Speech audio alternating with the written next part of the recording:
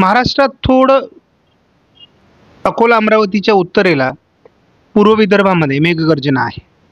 त्यामुळे महाराष्ट्रात पावसास अनुकूल स्थिती निर्माण होऊ लागली आहे. थोडं नांदेड, बीड, परभणी, लातूर, धाराशिव, सोलापूरच्या भागात ढगाळ परिस्थिती वाढली आहे. त्यामुळे आज रात्रीपासून किंवा उद्या देखील पावसाचं वातावरण या भागात तयार होऊ शकतं. एक्सटेंडेड रेंज मॉडेल गाईडलाईन्स या मॉडेलनुसार आपण गुरुवारी जो त्यांचा अंदाज प्रसिद्ध होतो त्या संदर्भातील आपला सविस्तर अंदाज बघणार आहोत. तर ऑक्टोबरमध्ये किती पाऊस आहे या संदर्भात जाणून घेणं आपल्याला आवश्यक आहे. 25 तारखेपासून 2 ऑक्टोबरपर्यंत महाराष्ट्रात जोरदार ते अतिजोरदार पावसाचा अंदाज या मॉडेलने दिला आहे. त्यामुळे महाराष्ट्रात अतिवृष्टी, मुसळधार पाऊस या आठवड्यामध्ये होणार आहे 2 ऑक्टोबरपर्यंत. त्यानंतर मात्र 2 ऑक्टोबर ते 9 ऑक्टोबरच्या दरम्यान महाराष्ट्रात पावसास अनुकूल वातावरण आहे, परंतु त्याचा प्रभाव या आठवड्यापेक्षा कमी होणार आहे. त्यानंतर 9 ऑक्टोबर ते 16 ऑक्टोबरच्या दरम्यान देखील पश्चिम महाराष्ट्र, मध्य महाराष्ट्र, सह्याद्रीच्या पर्वतरांगांच्या काही भागात किरकोळ पावसाळी परिस्थिती निर्माण होऊ शकते. महाराष्ट्रात पावसास अनुकूल ढग राहणार आहेत. त्यामुळे याही काळात पावसाचा अंदाज देण्यात आला आहे. मात्र 16 तारखेपासून 23 ऑक्टोबरपर्यंत मराठवाडा, पश्चिम महाराष्ट्र, मध्य महाराष्ट्र आणि कोकणात थोडी ढगाळ परिस्थिती राहील. विदर्भ, उत्तर महाराष्ट्रातला पाऊस पूर्णतः उघडणार आहे. आणि हे जे वातावरण आहे ते तसं ईशान्य मान्सूनचं आहे. त्यामुळे ईशान्य मान्सून 16 ते 23च्या दरम्यान सक्रिय होण्याची शक्यता आहे. चौथ्या टप्प्यातील मान्सूनचा परतीचा प्रवास हा आपण यापूर्वी आपल्या अनेक व्हिडिओमध्ये सांगितलेला आहे. परंतु 24 तारखेला ज्या ठिकाणी मान्सूनचा परतीचा प्रवास पोहोचला होता त्याच ठिकाणी 25 तारखेला देखील अजून परतीचा प्रवास पोहोचला आहे. त्याच्यात फार प्रगती झालेली नाही आहे. GFS मॉडेलचा अंदाज तसा फार महाराष्ट्रात जुळत नाही असा आपला अनुभव आहे. परंतु आता आपण बघतो की उत्तर महाराष्ट्र, मध्य महाराष्ट्र, पश्चिम महाराष्ट्र, कोकणात, पश्चिम मराठवाड्यातील पाऊस उघडला आहे. मात्र उद्या 26 तारखेला विदर्भ आणि पूर्व मराठवाड्यात पावसाला सुरुवात होण्याची शक्यता आहे. या मॉडेलनुसार सर्वदूर महाराष्ट्रामध्ये 27 तारखेला पावसाचा अंदाज आहे.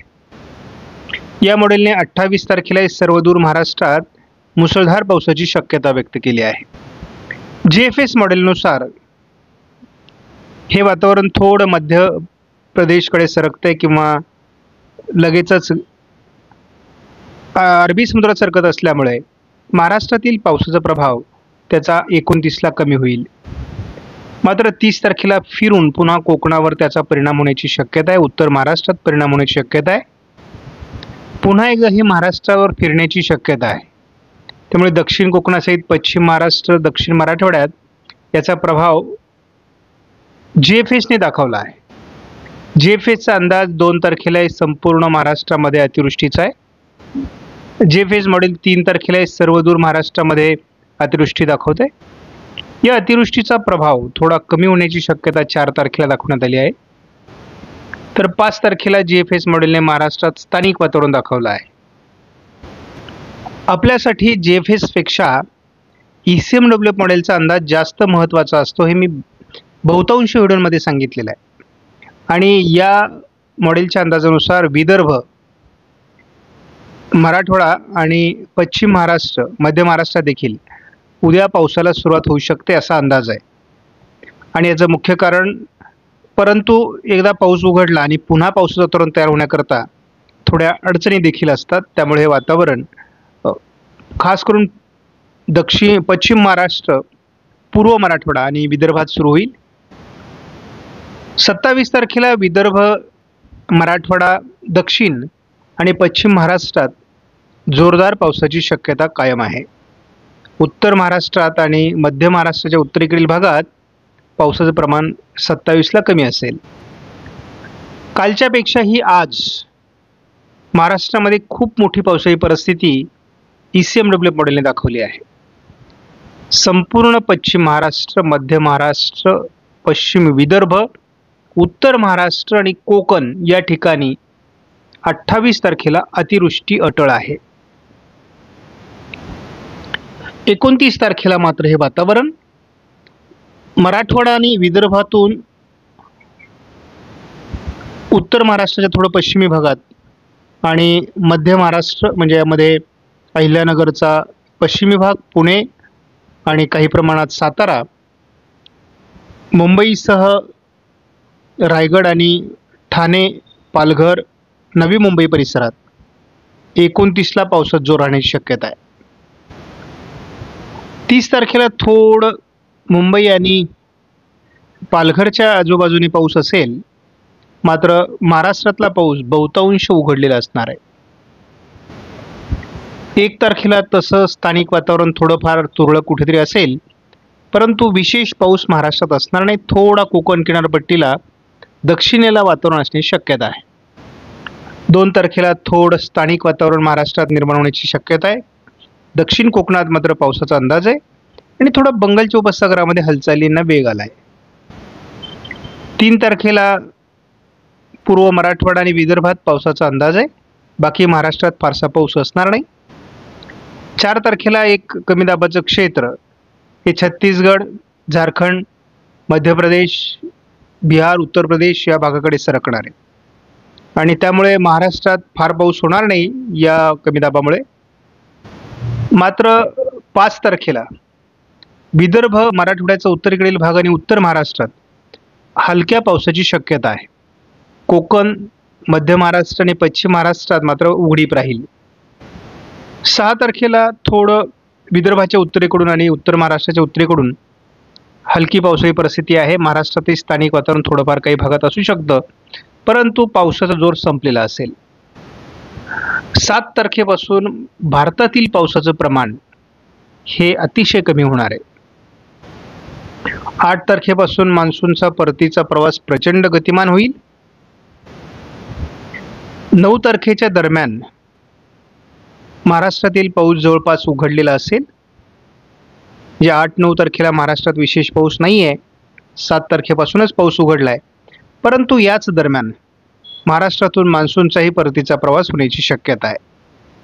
आणि आपल्याला सर्वांना आठवत असेल की मी महाराष्ट्रामध्ये जेव्हा 15 ऑगस्टला परतीच्या पावसासंदर्भात अंदाज दिला होता, तेव्हा असं म्हणालो होतो की 10 ऑक्टोबरपर्यंत महाराष्ट्रामध्ये पावसाचं वातावरण राहील, परतीच्या पावसाचं, आणि त्यानंतर ते वातावरण कमी होईल.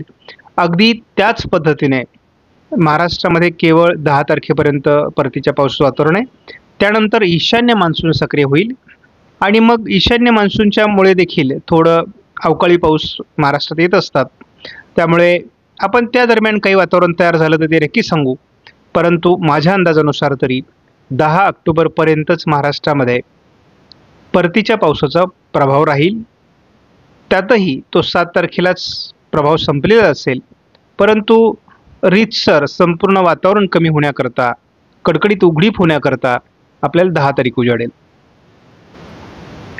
महाराष्ट्रात अतिवृष्टी खास करून पालघर, मुंबई आणि सह्याद्रीच्या पर्वतरांगांवर होणार आहे.